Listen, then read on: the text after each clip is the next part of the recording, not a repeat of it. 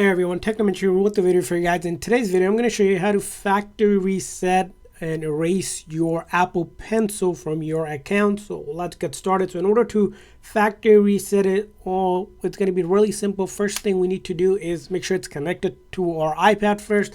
And then once it's connected, we want to go to our setting. From there on, we'll click on Bluetooth and check to see if it's connected. Now, if it's connected, we want to click on that icon that's circular and then click on forget devices. Again, say forget Apple Pencil. We're going to click on forget, and now it's disconnected and forgotten from our iPad. Now this is good if you have an Apple Pencil first or second generation. Now if you have the Pro model, the newer Pro Apple Pencil, you also need to check out one more setting, is that it's not connected to your Find My. In order to do that, we go into our Find My app, and then either on items or devices, you want to check for the Apple Pencil is listed here. Now, if you see the Apple Pencil listed, as you can see, it's not for me because this is a second generation Apple Pencil. But if you have the Pro model, it's going to be listed here.